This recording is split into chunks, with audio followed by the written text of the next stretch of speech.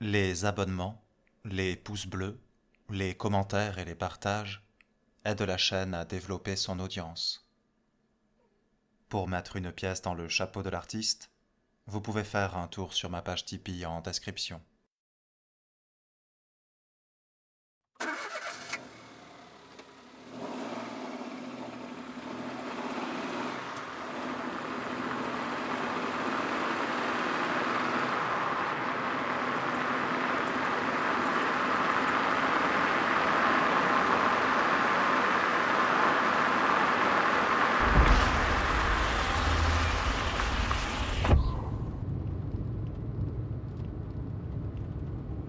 Le centre de radio qu'il venait de quitter, les 10 antennes toujours opérationnelles, l'excavateur immobile aux bras levés, le croisement fatidique de chaussée Enthousiastov et d'Obiezdonoï chaussée, les 6 camions blindés aux pare-chocs hérissés de crocs et coiffés de mitrailleuses, une rangée d'hommes sans signe distinctif, une autre d'éolienne qui s'était remise en marche, sous la force du vent renaissant. Tout cela était resté dans le rétroviseur. Ils laissaient derrière eux bien des choses qui étaient entrées dans le petit rectangle de verre poussiéreux. Ce qui avait semblé titanesque s'avérait tout petit. Seul Arseny et ses fils n'y avaient pas trouvé de place. « Et eux ?» demanda Artyom. « Il faudrait au moins les enterrer ?»« Le ménage sera fait que tu sois là ou non, » répondit Letiaga. « On nettoiera après moi et après toi. C'est derrière nous tout ça. Détends-toi. » La fosse commune, elle, n'apparaissait pas dans le rétroviseur. Savélie et Lyoka étaient assis côte à côte sur l'imposante banquette arrière. Quand Artyom avait acheté son immunité, il avait pourvu à la leur avec ce qui lui restait de monnaie. La japonaise du stalker roulait derrière dans un nuage de poussière, prisonnière, remorquée par le véhicule tout-terrain. Il n'avait pas eu le cœur à l'abandonner. C'était des types louches, lança-t-il pour participer à la conversation. C'est ce que je me suis dit dès que je les ai vus sur la route. Ils sont venus à pied de Murom, dit Artyom. Ils m'ont dit qu'il y a un magnifique monastère là-bas, blanc et bleu. Soi-disant, ils sont de Murom, et soi-disant, ils sont venus à pied, le corrigea Letiaga. Pour ce qu'on en sait, un hélicoptère aurait très bien pu les déposer à Diborn. Et on les a envoyés au casse-pipe avec une légende à servir à ceux qu'ils croisaient. Il y a toujours quelqu'un pour tenter de s'infiltrer. Une vraie invasion de cafards. Ce sont eux qui m'ont appelé vers le poste de radio quand tu as pris contact, objecta Artyom en résonnant à voix haute. Pourquoi aurait-il fait ça ? Je n'en sais rien, reconnut Letiaga. Mais mes ordres sont clairs. Moi, ça m'a tout de suite fait tilt dans le cerveau, dit Savélie en se rapprochant d'eux. Dès que j'ai entendu de l'anglais dans le poste, je me suis dit « Oula, les enculés n'ont pas clamsé !» Nous, ici, on croyait les avoir repassés jusqu'au dernier. Mais non, ces chiens chantent des chansons. Et moi, je me dis « On fait quoi maintenant ?» Parce qu'ils vont pas nous laisser respirer tranquille. C'était leur grand rêve de nous démolir, de nous coloniser. Tous ces Rothschild et leurs cliques de PD de la mondialisation internationale. Et aussitôt, je me suis demandé si c'était pas eux qui nous avaient fourrés dans le métro, le nez dans la merde. Lyoka émit un bruit de succion de sa bouche édentée. Que voulait-il dire ? Avait-il le mal du pays ? Ouais, éructa Nigmatouline, qui conduisait. Si seulement. Ils vont pas se salir les mains. Dès qu'ils nous verront, ils vont nous balancer du missile. Et cette fois, on n'a rien pour les intercepter. Bon, maintenant tout est clair. Avec vos explications, j'ai tout connecté très vite, déclara Savélie. Tout s'est agencé dans ma tête. Toutes ces histoires de brouilleurs. Parce que je roule, et je me dis, comment ça se fait? Pourquoi? Tout ce qu'Artyom a balancé, la ligne rouge qui trompe les gens et qui les garde enfermés sous terre, ça sonne un peu comme des conneries, non? Excuse-moi, frangin, mais c'est vrai. Quel sens donner à ça? Et tout en roulant, je comprends. T'es un mec bien, Artyom. Le problème, c'est que tu racontes n'importe quoi. Mon cœur me souffle que ce sont des conneries. Parce que c'est juste pas possible que les nôtres nous traitent comme ça pour rien. Mais quand vous avez expliqué, mon cœur il me dit, voilà, c'est exactement ça. Je le sentais, putain, que tout roulait trop bien. Que personne n'était venu nous chercher des noises depuis trop d'années. Que tout le monde était trop heureux. Et maintenant, tout est clair. Pas vrai, Artyom? Oui. Ils arrivèrent à l'échangeur du périphérique. Les uns prirent à droite vers l'embouteillage éternel, les autres à gauche, pour le même résultat. Eux entrèrent dans Moscou vivre tant bien que mal le temps imparti à chacun.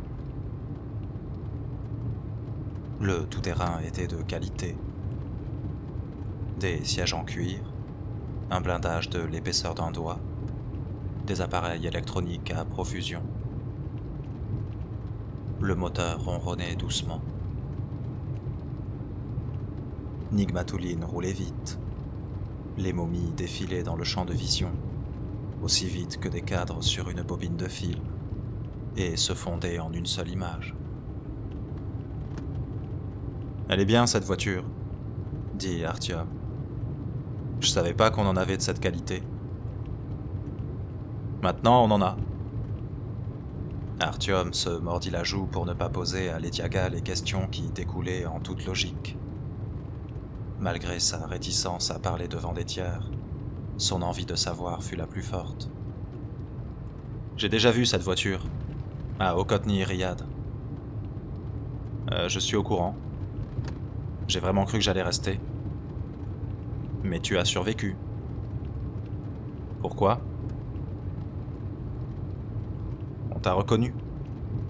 Tu es des nôtres. Comment aurions-nous pu ? Et si vous ne m'aviez pas reconnu ? Et si j'avais porté un masque à gaz ? Alors, faut pas se promener avec une radio. Les brouillards ne sont pas efficaces à 100%.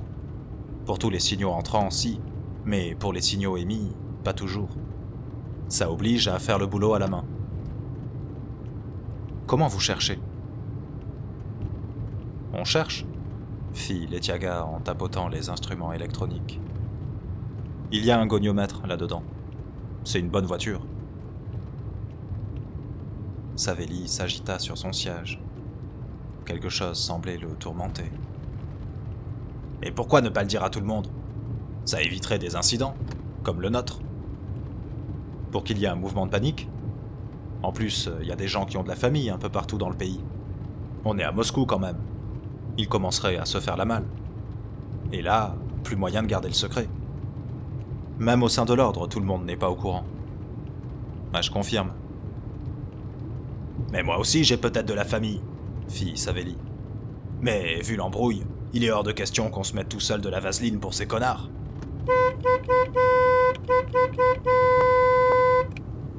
Derrière le volant, Nigmatouline lui apporta son soutien inconditionnel. Ne sois pas en colère contre le vieux, reprit Letiaga en se tournant vers Artyom.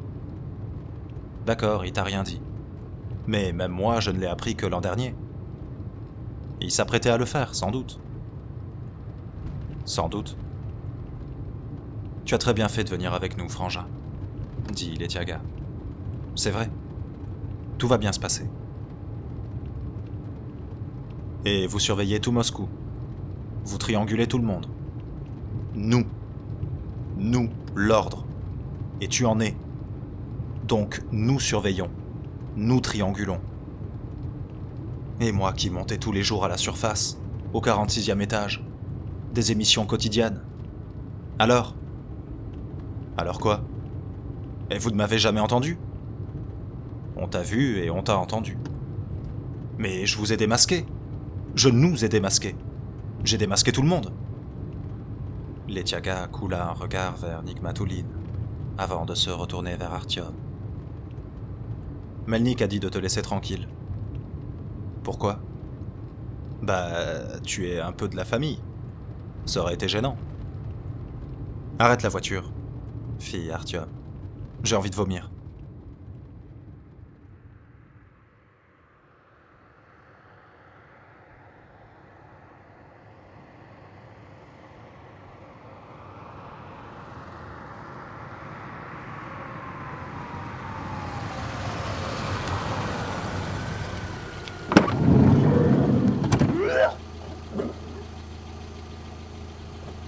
Nigmatulin obéit et permit à Artyom de se vider à l'extérieur. Le jeune homme cracha sur le bas-côté la vodka frelatée avec de petits morceaux dedans. Un monde entier vivant et parlant. Et quelque part à sa surface, une forteresse blanche comme neige, coiffée de coupoles couleur d'azur. Il était de toute évidence interdit de rapporter tout cela chez lui, dans le métro. Désormais, il pouvait sombrer dans le sommeil. « Tu t'es empoisonné aux radiations ?» lui demanda d'un air suspicieux un Letiaga somnolent. « C'est le mal des transports, » répondit Artyom.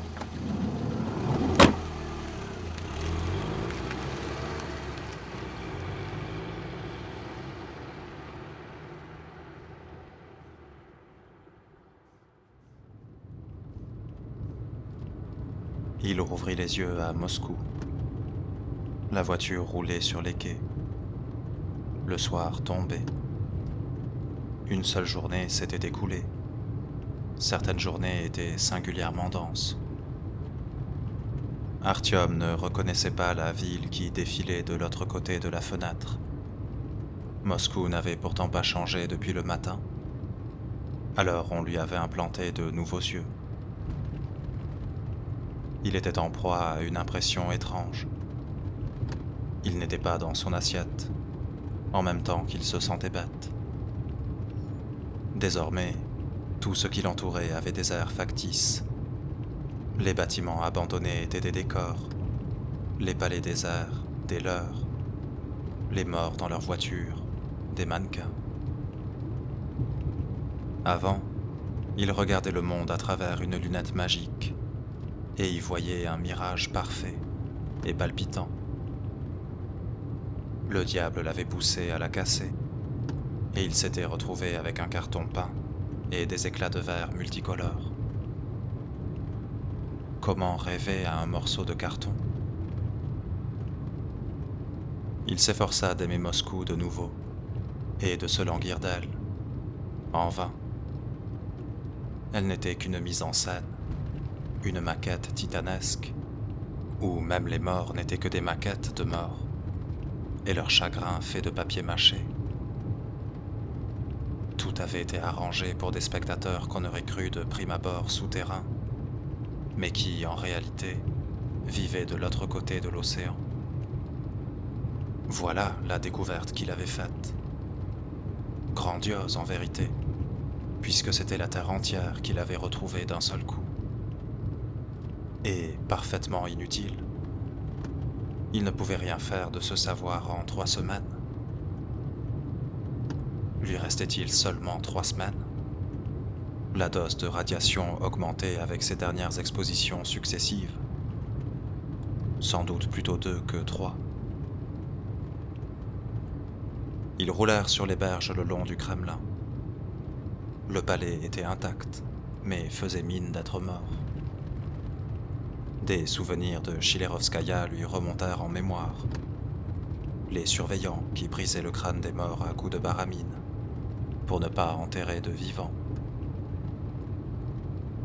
Faire confiance, mais vérifier. Est-ce que Melnik avait raison ? Le savoir valait-il le sacrifice ? Oui, on mentait aux gens, mais c'était pour leur salut. Pas vrai ? Pouvait-on vivre avec un tel savoir ne fût-ce que 2 semaines ? Il demanderait à Melnik.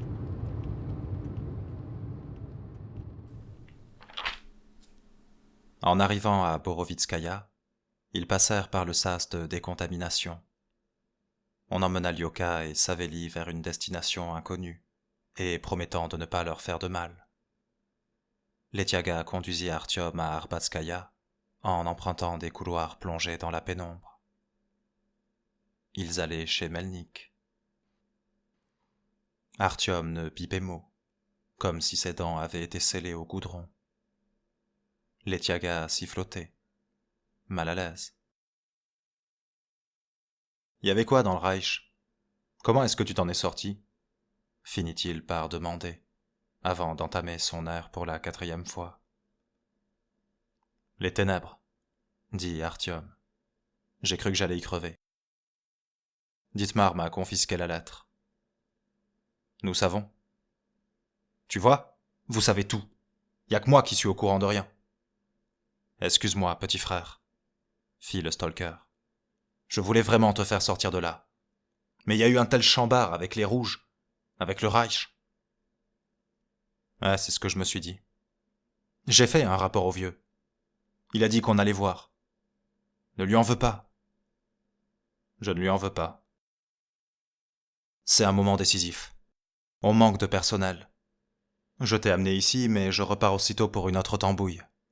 La famine sévit chez les rouges. Leurs champignons ont moisi. Les foules démontent les cordons de sécurité des postes frontières. Cette guerre est pour eux le seul moyen de canaliser l'énergie des affamés. Après le Reich, ce sera peut-être au tour de la Hanse, puis du reste du métro. Il faut les contenir. Et, à part nous, il n'y a encore une fois personne pour faire le boulot. Le moment de l'affrontement ultime et décisif approche. Tu vois, finalement, les champignons, c'est essentiel, dit Artyom. Ouais, acquiesça Letiaga, qui se remit à siffler.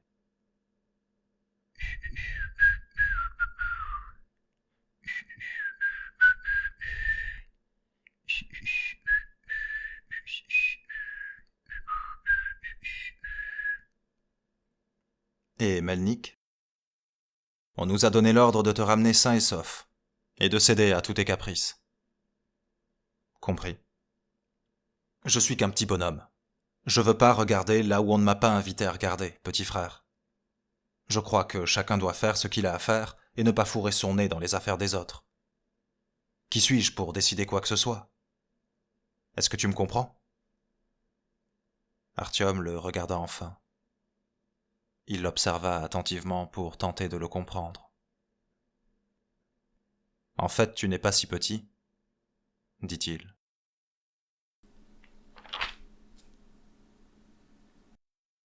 Artyom. Le colonel quitta son bureau pour rouler à sa rencontre. Artyom se tenait coi. Les discours qu'il avait préparés avaient tourné dans sa bouche, comme du lait de truie, et il les avait crachés avant même d'entrer. Pourtant, il en ressentait encore l'amertume sur la langue. « Écoute, » lui dit Melnik. Artyom écouta en balayant des yeux le cabinet de travail. La table croulait sous les piles de papier. Les cartes pendaient toujours sur les murs. Les brouilleurs y étaient-ils indiqués ? Les lignes de défense de Moscou y figuraient-elles ? La liste des camarades tombés contre les rouges dans le bunker était toujours là. Où étaient passées les âmes de Dekiati, d'Ullmann et des autres ? Peut-être avait-elle imprégné ce morceau de papier, et était-elle toujours là, à respirer les effluves d'alcool du petit verre à moitié vide ? Elle devait être ronde comme des queues de pelle avec les 50 grammes sous le nez. Pour une âme, il n'en fallait pas beaucoup. « Mettons les choses à plat, » déclara Melnik. « Je vais trouver un terrain d'entente. C'est ma faute. C'est moi qui ne t'ai pas prévenu. » C'est bien vrai que c'était pas les rouges dans les camions et dans le centre radio ? Demanda Artyom. Oui. Mais ce n'étaient pas non plus les nôtres, hein ? Je n'ai tout de même pas tué les nôtres. Non, Artyom. Qui étaient ces gens? De quelle faction? Melnik hésita. Devait-il dévoiler toute la vérité à l'homme qui se tenait devant lui? Que pourrait-il bien en faire? Tu as été irradié? Il se rapprocha d'Artyom, en prenant soin de ne pas masquer la lumière. À quelle faction appartenaient ces hommes? La Hanse. C'étaient des gens de la Hanse. La Hanse? Et les éoliennes? Qui a construit les éoliennes? J'ai entendu parler de prisonniers politiques que la ligne rouge envoyait, ou plutôt déportait, de boulevard Rokossovsko, de Loubianka, vers un chantier. Artyom, t'en veux une? Le colonel joua de son briquet et alluma une cigarette. Oui. Il en prit une, qu'il alluma à son tour. Il se remplit la poitrine de fumée. Les contours de sa vision devinrent moins flous. Il ne prenait pas l'initiative sur son supérieur hiérarchique. Il le laissait parler. Artyom, je comprends que tu aies du mal à tout prendre pour argent comptant, surtout maintenant. Mais réfléchis par toi-même. Est-ce que la ligne rouge construirait quelque chose pour la Hanse, pour son ennemi juré? Non. Exact, elle ne le fera pas. Ceux de la Hanse ont tout fait eux-mêmes. Ils ont suffisamment de main-d'œuvre et de technologie. Et les cadavres dans le trou? Il y a une fosse commune. Elle va bientôt déborder. Qui sont ces cadavres? Melnik hocha la tête. Il était au courant pour le charnier. L'était-il pour les chiens? Des espions? Des saboteurs? Des espions potentiels? Et de potentiels saboteurs? C'est donc la Hanse qui, pendant toutes ces années, a caché à tout le reste du monde? La com effacée? Pour protéger Moscou. Et qu'est-ce qu'ils font? Que font l'Occident et l'Amérique? Pourquoi ne bombardent-ils pas les autres villes? J'ai entendu, moi, là-bas. Saint-Pétersbourg, Vladivostok, Ekaterinbourg. Toutes sont là, et chacune parle, paisiblement, en russe. Le pays tout entier est là. Nous sommes les seuls absents des ondes. La guerre, là-bas, elle se poursuit toujours? Là-bas. Mais que sais-tu de là-bas? Tu as écouté la radio pendant une demi-heure. Tout ça n'est qu'une grande pièce radiophonique, Artyom. Comment saurais-tu où sont les nôtres? Et où sont nos ennemis? Où sont leurs agents? Qu'est-ce qui nous appartient réellement en dehors du métro? Rien. Nous n'avons plus que le métro. Où est donc la vie à la surface? Ils ont installé des unités spéciales comme des araignées sur une toile. Ici Vladivostok, venez nous voir. Ici Saint-Pétersbourg, bienvenue chez nous. Ceux qui affluent vers ces appels depuis les villages, ils les dégomment sur place. Une balle dans la tête. Il n'y a plus de Russie. Ce que nous redoutions est arrivé. Ils nous ont bombardés, réduits en miettes et occupés. Si nous ne faisons pas profil bas, si nous leur laissons penser que nous avons survécu, nous sommes les prochaines cibles. Notre seul espoir de salut est de nous faire passer pour morts et de reprendre des forces pour revenir un jour. Mais si jamais c'étaient les nôtres qui affluaient vers Moscou depuis les villages? Pas des espions ni des saboteurs, mais des Russes, des vrais. Nous sommes en guerre, Artyom. Nous n'avons pas le temps de vérifier la bonne foi de chacun. Ce sont des ennemis. Point final.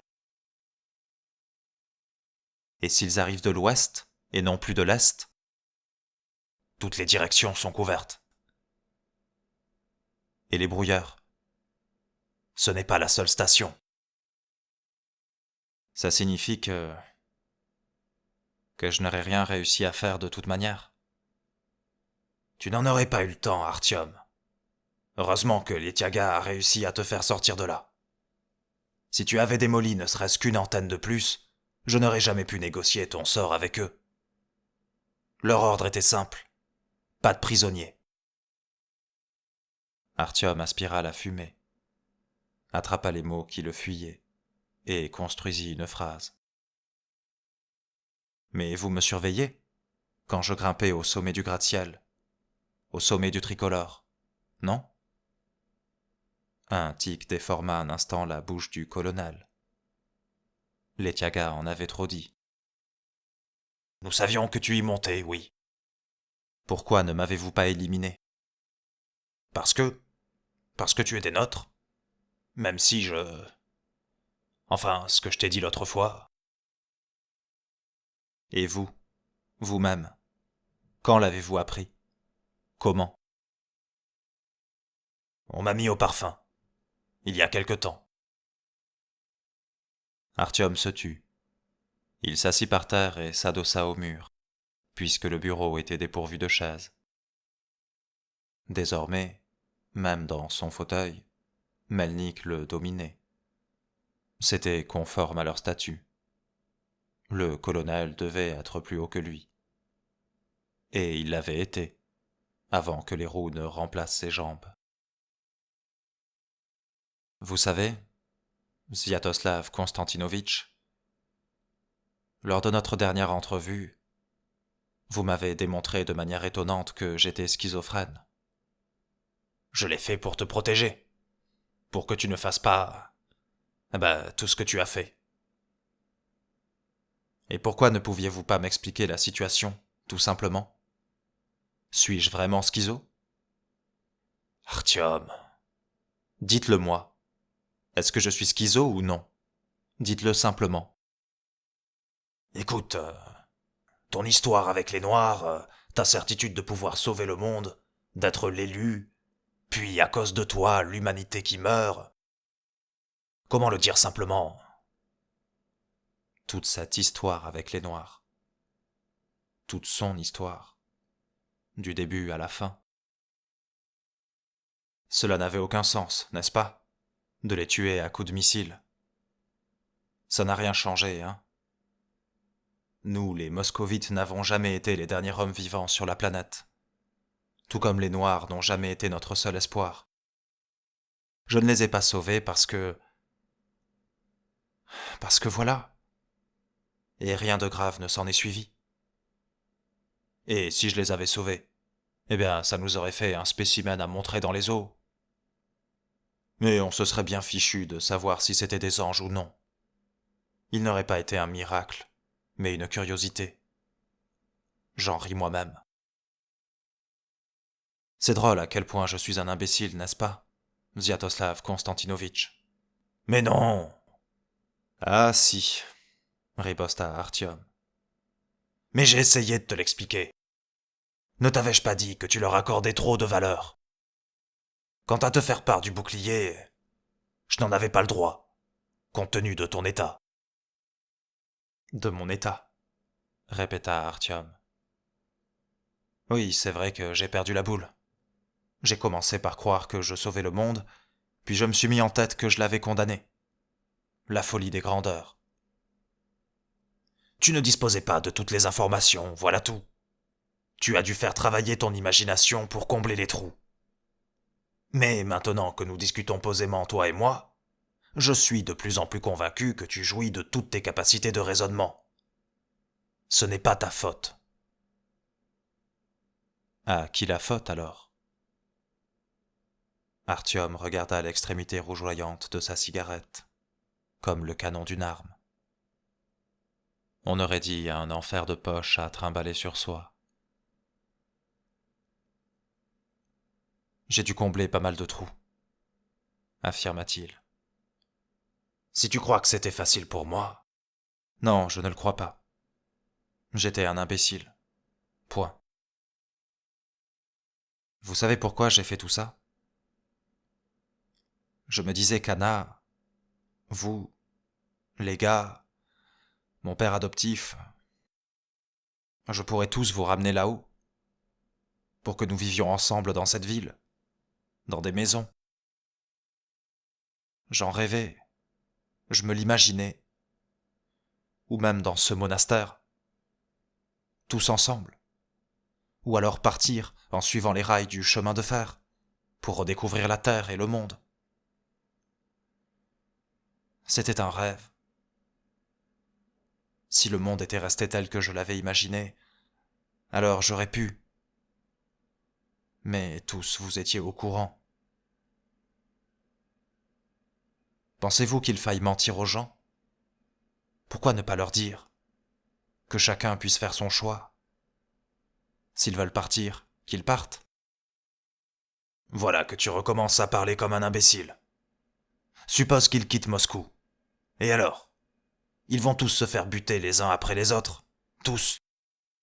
Pour l'instant, nous sommes ensemble. Le métro est notre forteresse.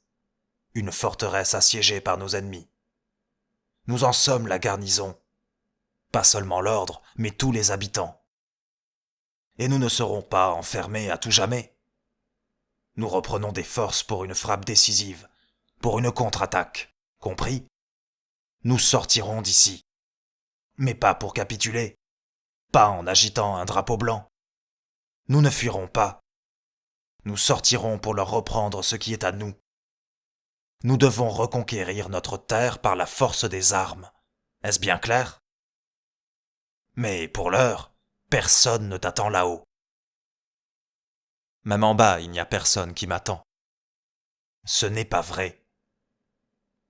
Ce n'est pas pour nous raconter nos malheurs que je t'ai fait venir ici. Ce n'est pas pour ça que je t'ai fait extraire de la station radio. Pourquoi alors? Melnik roula jusqu'à son bureau au blockhouse, ouvrit un tiroir, y fouilla en fronçant les sourcils, y prit quelque chose. Voilà. Il revint vers Artyom et lui tendit son poing fermé. Il l'ouvrit lentement, non pas dans un geste théâtral, mais comme s'il avait peur de lui-même. Dans sa paume reposait une petite plaque. Sur la face visible était gravé « Qui si ce n'est nous ?» Artyom la prit, passa la langue sur ses lèvres sèches et la retourna. Le noir Artyom. Son prénom, il le tenait de sa mère. Son nom, il l'avait trouvé seul. C'était sa plaque, celle-là même que Melnik lui avait confisquée 1 an auparavant. « Prends-la. » Mais qu'est-ce que... Je veux que tu reviennes, Artyom. J'ai bien réfléchi, et je veux que tu réintègres l'ordre. Artyom fixait son nom de famille, hébété. Un nom dénué de sens désormais. Il avait été son acte de contrition, sa croix ardente, un rappel à lui-même de ce qu'il était. Qu'en était-il désormais? Ce n'était pas sa faute, et ça appartenait au passé. Il caressa les lettres en relief. Le sang lui martelait les tympans. Pourquoi? Pour avoir démasqué Moscou? Je ne te livrerai pas, répondit Melnik. Tu es des nôtres. Ils iront se brosser. Artyom termina sa cigarette. Il s'arrêta au moment où il se brûla les doigts. Il? À quoi je vous servirai? Aujourd'hui, chaque homme compte. Il faut arrêter les rouges, à n'importe quel prix. Il faut aussi calmer les fascistes. C'est notre dernière chance de mettre un terme à la guerre, Artyom. Sinon, ce ne sera pas à cause des brouilleurs qu'il n'y aura pas de signaux radio, mais à cause de nous-mêmes. On va faire tout le boulot à la place de l'Occident. Ils n'auront plus rien à démasquer. Tu comprends? Oui. Alors, t'es avec nous? En échange, je te remets sur pied, avant de te réintégrer dans le service actif. Et ceux qui m'accompagnaient? Saveli et Lyoka? Qu'est-ce que vous allez faire d'eux? Bah, on va les prendre en formation, puisque tu leur as donné accès à un secret d'État. Dans l'ordre? Dans l'ordre.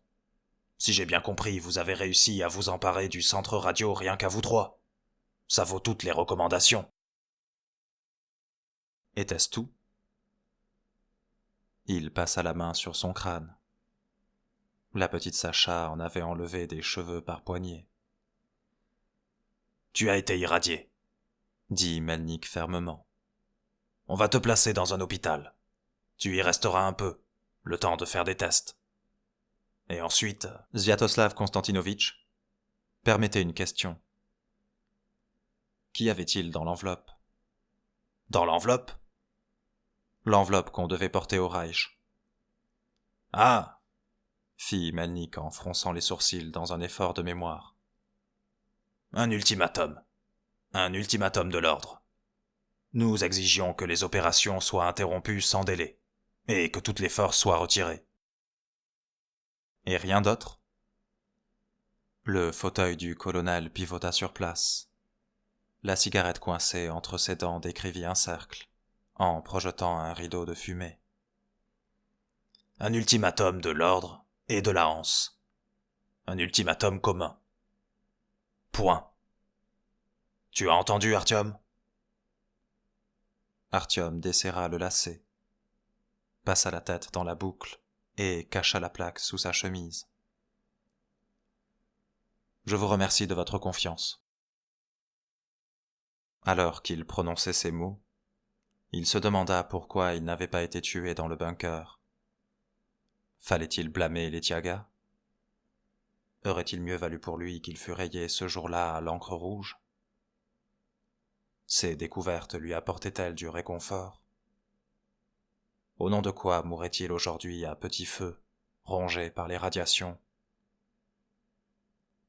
Il aurait sans doute préféré rester à jamais ici, dans le bureau de Melnik, aux côtés des disparus, incarné dans une suite de lettres sur une liste, toujours ivre et à jamais joyeux. Nous aurons encore l'occasion de nous battre côte à côte, lui promit le colonel. Le temps que tu... Il ne faut me mettre au repos nulle part. Je sais ce qu'il y a à savoir en ce qui me concerne. Les gars ont une mission aujourd'hui, pas vrai ? Mais encore ? Letiaga me l'a dit. Une opération contre les rouges. Il m'a dit qu'il manquait de monde. Melnik hocha la tête. Tu tiens pas sur tes jambes, Artyom. Dans quoi veux-tu encore te fourrer ? Va te reposer, et prends le temps de rencontrer quelqu'un. Je les accompagne. C'est à quelle heure ? Mais pourquoi ? Qu'est-ce que tu veux faire ? Melnik jeta son mégot par terre. Pourquoi es-tu incapable de poser ton cul 5 minutes ? Je voudrais bien faire une chose, dit Artyom en omettant le mot « dernière ». Ne pas déconner pour une fois, mais accomplir enfin quelque chose qui ait du sens.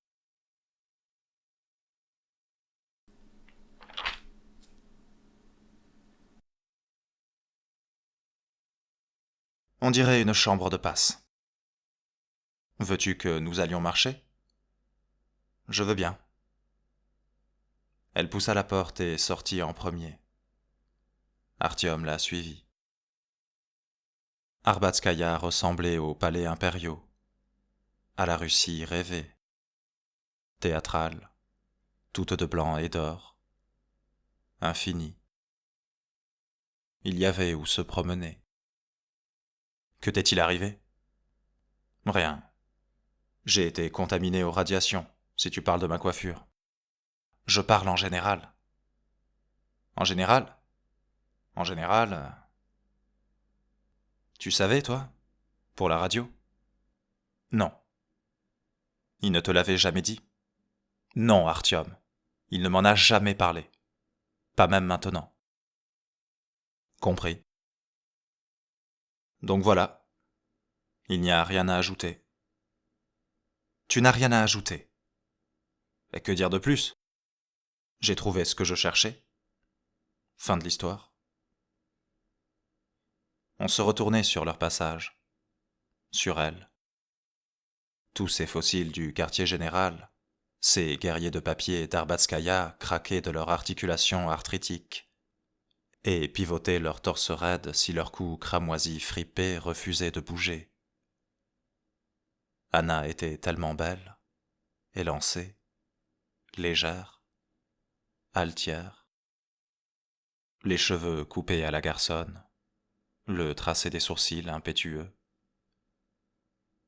Ce jour-là, de surcroît, elle portait une robe. « Ça veut dire que tu reviens ?»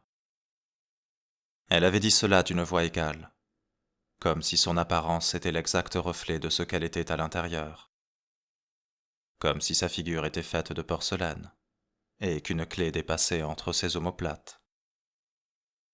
Artyom sentit la sueur perler sur son dos.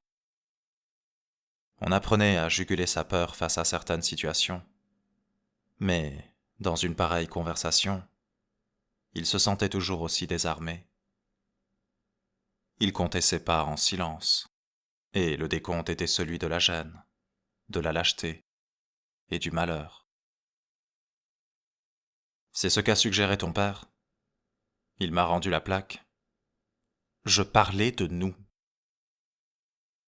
Eh bien, si j'accepte son offre, et je l'ai acceptée, alors je ne pourrai aller nulle part, pas à VDNKH. Je resterai cantonné ici, dans la caserne. Il y a une mission aujourd'hui et on m'y envoie. Oh, mais qu'est-ce que tu me chantes là? Mais ça suffit. Écoute, je ne vois pas comment on pourrait recommencer. Je veux que tu reviennes. Elle parlait d'une voix calme et ferme, sans hausser le ton. Son visage n'exprimait aucune émotion. Arbatskaya n'offrait nul endroit pour une conversation privée, et il était préférable de la tenir au milieu d'étrangers que séparée de ses proches par un mur. La foule faisait office de brouilleur. On pouvait y parler à cœur ouvert. Ça n'a pas marché entre nous, Anna. C'est comme ça. Ça ne marchait pas. Et alors? Et alors, c'est tout. C'est tout. Tu capitules? Non, c'est pas la question. Est-ce que ça signifie que tu ne voulais pas que ça marche? Tu t'es enfui? Tu as sauté sur un prétexte stupide et tu t'es enfui? Je te le répète, j'ai besoin de toi. J'ai besoin de toi. J'ai besoin de toi, Artyom. Est-ce que tu te rends compte de ce que cela me coûte, à moi? Sais-tu ce que cela me coûte de te dire ça? On ne peut plus recoller les morceaux. Qu'est-ce qu'on ne peut plus recoller? Notre relation. Tout est allé de travers. Tout. Nous avons commis trop d'erreurs. Mais non! Tu ne fais que prendre tes jambes à ton cou. Il y a eu trop d'erreurs, je préfère partir. C'est ça? Non. Si. Et moi, j'aurais dû sans doute me dire en réaction, il part. C'est cuit alors. Il semblerait qu'il n'y ait plus rien à recoller entre nous. C'est ça? Non! Ah, mais qu'est-ce qui te... Je compte pas avoir cette discussion en public. Ah oui. Et pourtant, c'est toi qui as proposé d'aller faire un tour. C'est toi le stratège. Ça suffit. Ou alors c'est autre chose. Je suis très orgueilleuse. Tu le sais, je te l'ai dit. Aussi as-tu décidé que je n'allais pas m'abaisser à courir après toi si tu fichais le camp sans même me dire au revoir. Tu as pensé que je préférais crever plutôt que de ramper pour te demander pourquoi tu m'as laissé tomber. Mais je t'ai pas laissé tomber. Tu as mis les voiles. Nana, pourquoi est-ce que tu me balances tout ça?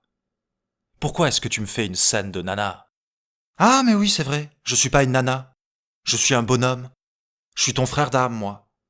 Un genre de Letiaga avec des nichons. Mais s'il te plaît, dis-le-moi. Regarde-moi dans les yeux et dis-moi que tout est fini. Droit dans les yeux. On arrête de tourner autour du pot et explique-moi pourquoi. Parce qu'il n'en sortira jamais rien. Parce que rien n'a jamais été comme il faut. Mais c'est toi qui te conduis comme une gonzesse. Sois donc plus précis. Donne des raisons concrètes. Qu'est-ce qui n'allait pas? Que mon père ait été ton officier supérieur? Qu'il se soit opposé à notre union? Que tu aies fait un complexe vis-à-vis de lui? Que tu l'aimais plus que tu ne l'aimais moi? Qu'il t'ait tenu pour fou? Que tu aies passé ton temps à te comparer à lui? Que lui ait été un véritable héros et un sauveur de notre patrie? Que tu aies voulu t'identifier à lui? Ou que tu ne pouvais pas tout simplement passer ta vie avec moi? Tais-toi. Pourquoi? Tu es incapable de formuler ça à voix haute. Je vais donc le faire à ta place. Il faut bien que quelqu'un s'y colle. Parce que je ne t'aime pas. Parce que je ne t'aime plus. Parce que... Oui. Je savais pas comment te le dire. Parce que tu as peur de moi? Non. Parce que tu as peur de mon père? Mais va te faire voir à la fin! Tout le monde se retourne sur toi. Ça, c'est de la maladresse. J'ai rencontré quelqu'un d'autre. Ah, eh ben voilà ce que tu as trouvé. Tu l'as cherché et tu l'as trouvé. Tu aurais dû me le dire. Tu aurais dû me dire que tu ne cherchais pas au bon endroit, qu'il n'y avait personne à la surface, et que dans le métro tu as trouvé en moins d'une semaine. Vas-y, fais-toi plaisir. Ça fait 1 an que tu ne rates pas une occasion. Tu ne m'as jamais cru, ni cru en moi. Tout comme ton papounet. Lui aussi, il m'a dit que j'étais fou. Jusqu'à aujourd'hui. T'es son portrait craché. Je ressemble à ma mère. Tu ressembles à ton père. Anna s'arrêta. Les gens les bousculaient et juraient. Mais un regard sur les courbes d'Anna leur faisait oublier leurs griefs, et ils reprenaient leur course effrénée, très occupés par leur affaire souterraine, comme si rien au monde n'existait hormis le métro. On va boire un coup? J'aurais préféré dormir, avant de partir en mission. Tu me dois bien ça. Alors boucle-la, et viens. Au moment même où elle prononçait ces mots, il savait qu'il le lui devait. À elle plus qu'à quiconque. Surtout avant de partir en mission. Avant de faire quelque chose qui ait un sens. Ils trouvèrent un bouge d'intellectuels dans le couloir de correspondance. Se laissèrent tomber sur les sacs rembourrés. Tirèrent les rideaux. Ils avaient l'impression d'être seuls au monde. Comment est-ce que tu t'es retrouvé ici? Il a envoyé des hommes me chercher. Il leur a demandé de m'informer que tu me libérais des liens qui nous unissaient. Une manière de rompre parfaite. Faire passer le message par le père et 2 crétins armés. Je ne voulais pas que... Tu es un homme courageux, Artyom. Bravo. D'accord, je suis une merde, j'ai compris. Et maintenant?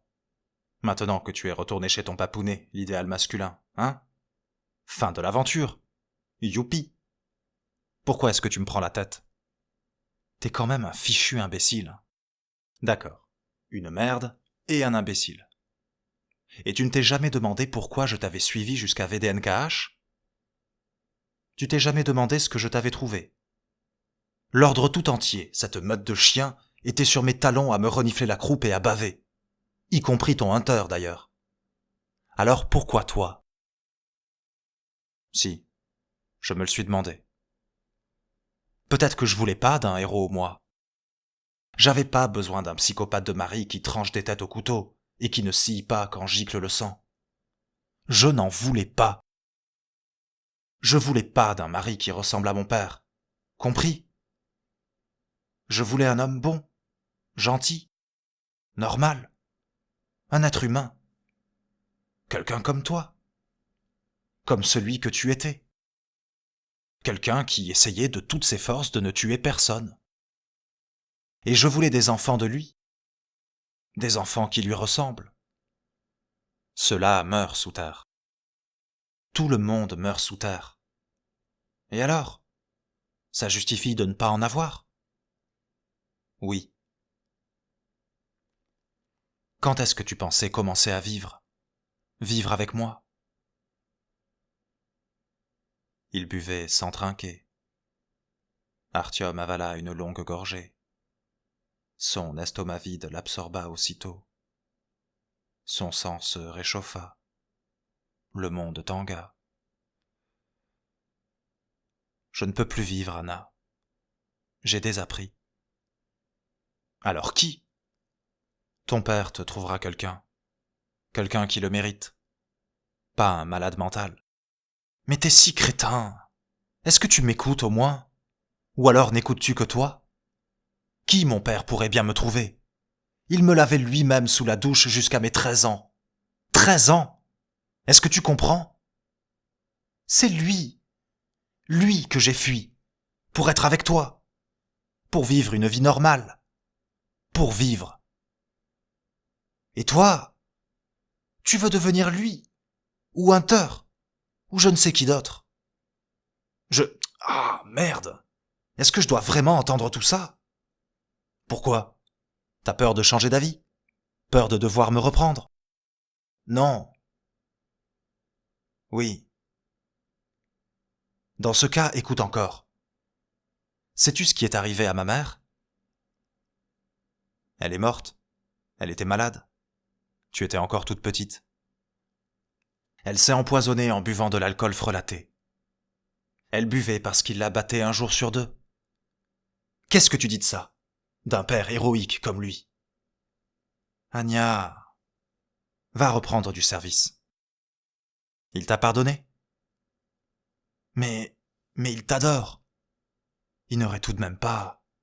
Non, ça lui a suffi d'arracher l'âme de ma mère.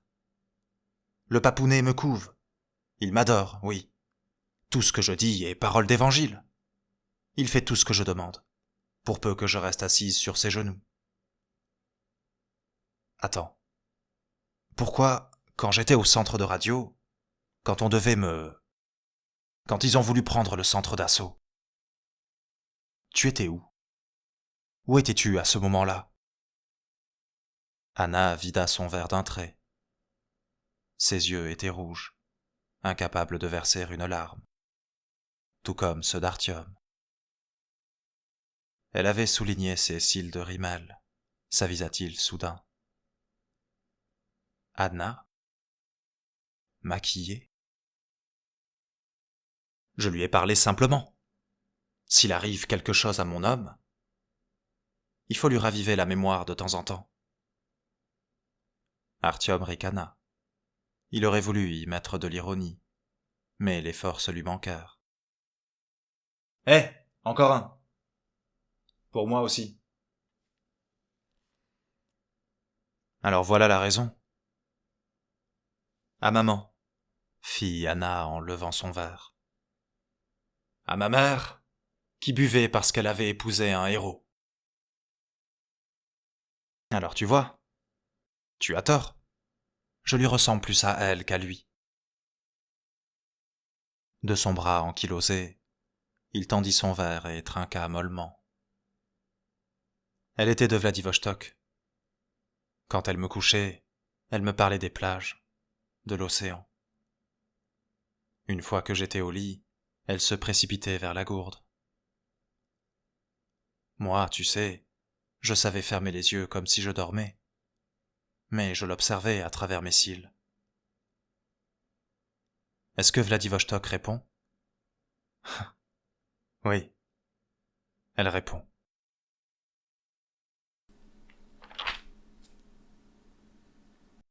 Ça va, petit frère? Tu n'as pas de fièvre au moins? On dirait que tu as les joues brûlantes. Ça va. T'es sûr de vouloir te traîner là-haut? Certain.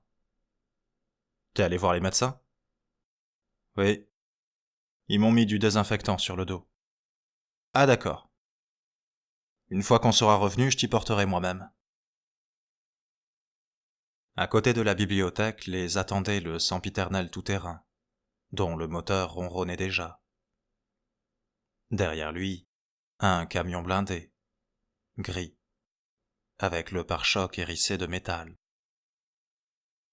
Savelli et Lyoka, engoncés dans leur combinaison de protection aux couleurs de l'ordre, échangèrent un regard. C'est... commença Artyom. Ce sont les nôtres à l'intérieur. Ne monte pas sur tes grands chevaux. Les autres n'ont fait que nous prêter le matériel. Comment aurait-on pu mettre la main sur un truc comme ça, sinon? Pas faux. Ils démarrèrent sur les chapeaux de roue, et leur cortège descendit le nouvel Arbat. Letyaga avait pris Artyom avec lui dans la voiture. Du siège avant, il ne cessait de l'observer par-dessus son épaule, comme s'il voulait lui dire quelque chose, mais n'y parvenait pas. « C'est quoi la mission ?» demanda Artyom. « On va à Komsomolskaya, » répondit Letiaga. « Tu verras. » Ils dévalèrent des avenues désertes. Artyom n'eut le temps de rien se rappeler. Une question lui traversa pourtant l'esprit. Où étaient donc passés tous les monstres qui avaient occupé Moscou? Pourquoi avaient-ils fui? Les ruines de la capitale se dressaient, vides et silencieuses, tels les restes de Babylone ensevelis sous le sable pendant 3000 ans. Ils arrivèrent à Sadovoï Koltso, coupèrent des lignes tracées au sol qui semblaient leur interdire le passage, pour s'engager dans la direction qui les intéressait. Ils dépassèrent des hôtels sans clients, des immeubles de bureaux sans employés, le sommet pointu du ministère des Affaires étrangères. « Je serais curieux de savoir comment vont nos affaires avec l'étranger aujourd'hui. »« Je ne m'en mêle pas, » dit Letiaga en regardant droit devant lui. « À chacun son boulot. »« J'imagine que quelqu'un écoute quand même la radio, non? Histoire de savoir ce que devient le monde, comment se porte l'ennemi, ce qu'il nous prépare de sanglant. Et comment ferait-on, puisque les brouilleurs sont en activité? » Pas faux, convint Artyom. Une fois le ministère derrière eux, ils plongèrent dans des rues étroites et s'arrêtèrent à côté d'un bâtiment privé, caché derrière une haute palissade. Une ambassade. Des lambeaux du drapeau d'un pays inconnu flottaient au vent, délavés par de méchantes pluies, jusqu'à en devenir blancs. Ils signalèrent leur présence en klaxonnant selon une séquence convenue. Le portail s'ouvrit en silence pour laisser le cortège pénétrer dans la cour. Quand ils furent entrés, des hommes arborant des écussons de l'ordre s'agglutinèrent autour des véhicules pour vérifier qu'il n'y avait aucun passager clandestin. Artyom descendit et crut reconnaître des yeux familiers derrière des oculaires. « Où sommes-nous » Personne ne prit la peine de le lui expliquer. On entrebâilla les portes, et des silhouettes charrièrent jusqu'au camion des caisses vertes, marquées d'inscriptions au pochoir. Des caisses de munitions, en quantité. On travaillait rapidement, et le chargement fut terminé en 1 minute. On se salua, un document leur fut remis à des fins obscures, puis on les raccompagna jusqu'à ce qu'ils eussent franchi le portail. Et le bâtiment redevint inhabité. « Où y en a-t-il besoin d'autant » demanda Artyom à Letiaga. « Komsomolskaya. »« Qu'est-ce qu'il y a là-bas ?»« La Hanse et la ligne rouge se croisent, » dit Artyom en réfléchissant tout haut. « Est-ce qu'il y a une ligne de front ? La Hanse est-elle déjà entrée en guerre ? » ?»« Oui. »« Et nous, nos gars sont déjà là-bas ? Nous combattons pour la Hanse, c'est ça? Nous? L'ordre? » »« Oui. » Il était clair qu'on avait interdit à Letiaga de donner des informations à Artyom. Il parlait les dents serrées. Néanmoins, attendu qu'Artyom devinait tout seul, il était incapable de ne pas corroborer ses hypothèses. « Nos gars sont donc là-bas? C'est pour eux, les munitions? Ce sont eux qui barrent la route rouge, pas vrai? » ?»« Oui. »« C'est l'histoire du bunker qui se rejoue? C'est ça, frangin? C'est nous contre les rouges, une fois de plus? Et une fois de plus, qui peut les contenir, si ce n'est nous? » »« Le coup du bunker pourrait se répéter, oui, » dit Letiaga à contre-cœur. « C'est une bonne chose que nous y allions. C'est une bonne mission. »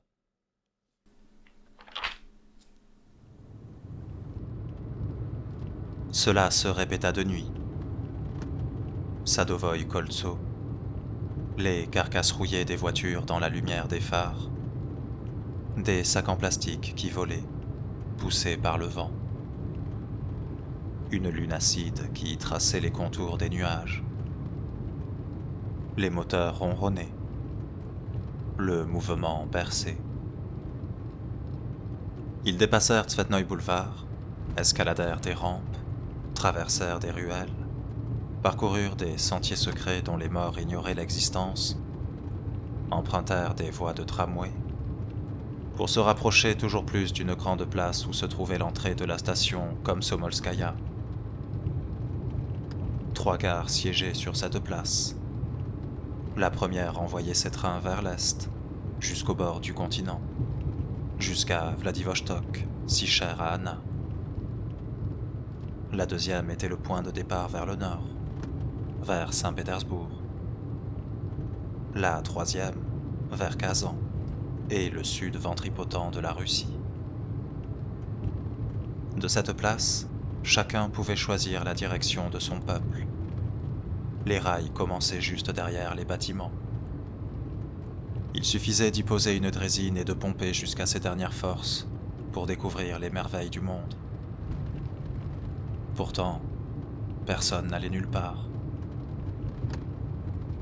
Pourquoi dites-vous qu'il n'y a pas de couvercle, Sviatoslav Konstantinovitch? Il est là, et bien là. Ils montèrent sur le trottoir et garèrent leur véhicule au plus près des portes d'entrée du pavillon. « Il faut faire vite !» ordonna Letiaga. « Nous ne sommes pas sur notre territoire. » Toutes les portières s'ouvrirent simultanément. Les hommes se déployèrent en arc de cercle, et chacun bascula sur son front le dispositif de vision nocturne. La nuit, sur une terre étrangère, tout pouvait arriver. Ils formèrent une chaîne pour décharger les caisses de munitions. Artyom était le dernier maillon. Il se tenait à côté des portes brisées, recevait les caisses et les empilait. Un étrange calme baignait. Il se voyait derrière un parapet, les doigts serrés sur une poignée de Kalachnikov, à tenter d'attraper des balles avec son front. Le bunker avait été une bonne expérience. Tout y était simple et clair. Il voulait y retourner. Il voulait tirer ses munitions jusqu'à la dernière. En tout cas, le maximum possible.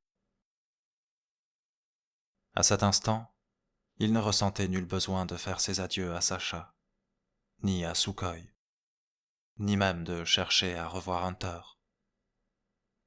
Il n'avait pas pour eux de point final. Tout s'arrêterait après une virgule. « Maintenant, suivez-moi !» Chacun prit 2 caisses avant de plonger, comme avec des enfants dans les bras, dans les ténèbres du pavillon abandonné. Letiaga leur avait interdit d'allumer leurs lampes. Ils entamèrent la descente de l'escalator squelettique, en s'efforçant d'en distinguer la forme froide à travers l'appareillage de vision nocturne. Ce ne fut qu'au pied de l'escalier mécanique que des traces de chaleur éclaboussèrent l'écran de rouge. La chaleur des corps humains qui essayaient de réchauffer la terre de l'intérieur. Des mêmes tréfonds s'échappait un bourdonnement singulier, comme le gémissement douloureux d'un essaim. Par moments, le son provenait d'en bas, à d'autres, de toutes les directions à la fois. Il était impossible de regarder autour de soi. Les hommes descendaient les marches glissantes les uns derrière les autres. Impossible de risquer un faux pas. Pourtant, de certaines ouvertures d'aération, ou à travers des murs peu épais, s'échappaient des hurlements étouffés, comme du vent emprisonné dans des conduites, mais des conduites scellées, où il n'y avait aucun espoir. À chaque pas, le volume sonore augmentait, tout comme la chaleur. « Qu'est-ce que c'est ?» lâcha Lyoka sans cesser de courir. « La ligne rouge, il s'y passe quelque chose, mais ce n'est pas notre destination. » Ils s'arrêtèrent un peu plus tard. « Maintenant, à gauche. » Ils longèrent les murs sans y projeter leur ombre. des taches rouges au milieu des ténèbres. La chaleur qui s'échappait par les fissures des murs témoignait de la vie qui se tenait derrière. On s'y chauffait, on y respirait de la vapeur d'eau. Pourtant, personne ne venait à leur rencontre. Peut-être était-ce un passage secret? Allait-il prendre l'ennemi à revers? Leur avait-on tendu une embuscade? Pourquoi n'entendait-on pas le bruit des affrontements? N'avait-il pas commencé? Arrivait-il juste avant la tempête? Avec leur stock de munitions, ils pouvaient tenir au moins un mois. Où les autres combattants de l'ordre les attendaient-ils? Pourquoi avaient-ils reçu l'interdiction d'allumer leurs lampes? Pour ne pas trouver leurs camarades? Au pas, maintenant. Dans l'obscurité devant eux apparurent des taches rouges, des silhouettes humaines. Ils entendirent des voix qui se superposèrent au fond sonore des tuyaux. La chaleur montait vivement vers le plafond. Y avait-il un extracteur d'air?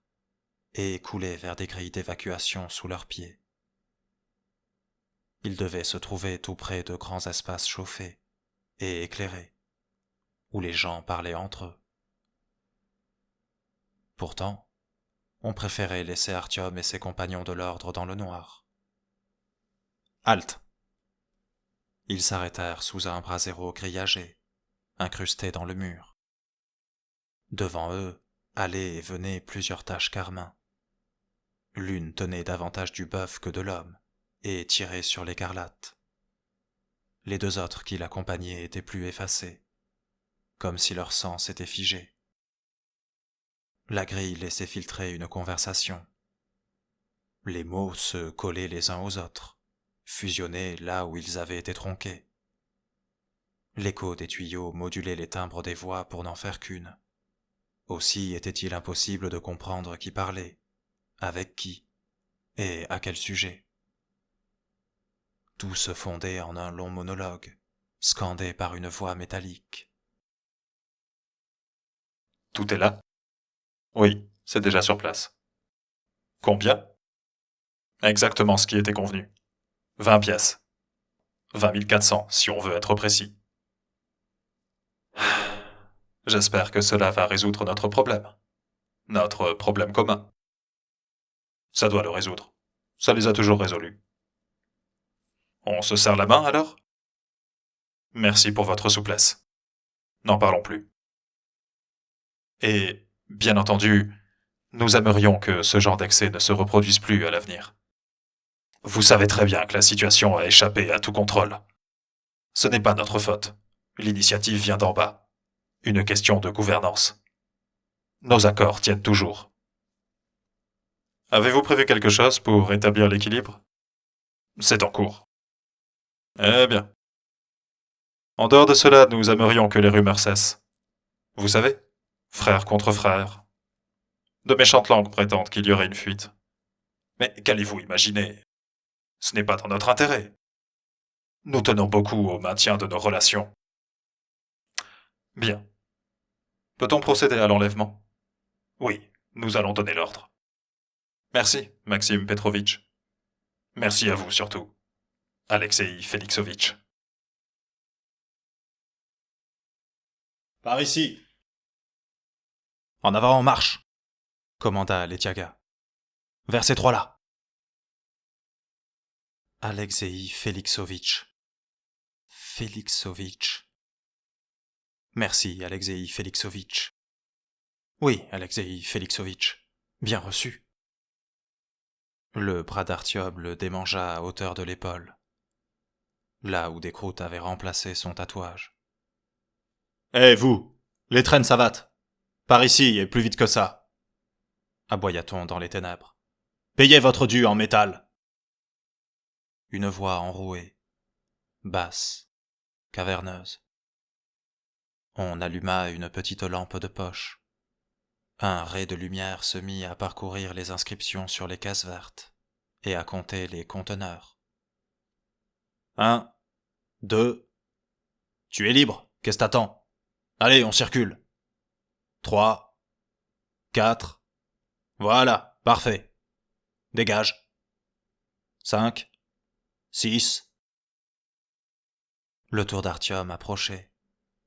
Il avait le cœur qui battait la chamade, ayant reconnu cette voix le premier. Sa tête s'échauffait elle aussi. Mais lui attendait toujours son tour, attendait d'être tout prêt pour en être certain. 7, 8.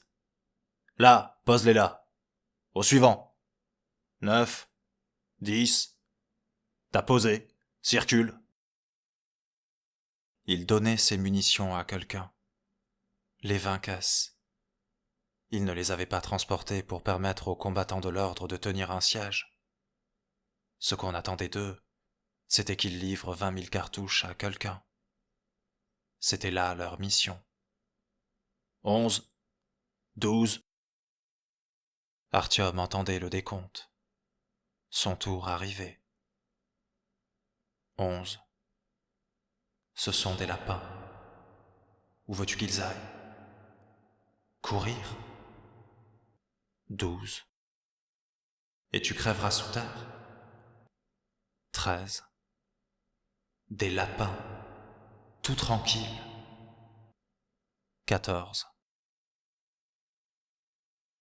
Il posa ses 2 caisses par terre et, d'une main peu assurée, fouilla dans son barda, trouva ce qu'il cherchait, le sortit et manqua l'interrupteur. Le suivant. Tu t'es perdu? Au lieu de parcourir les inscriptions sur les caisses, la petite lampe de poche darda son rayon dans les yeux d'Artyom, comme le canon du revolver s'était glissé dans son oreille. Alors, Artyom dressa contre elle sa lampe torche longue, lourde, d'une puissance supérieure, et pressa l'interrupteur.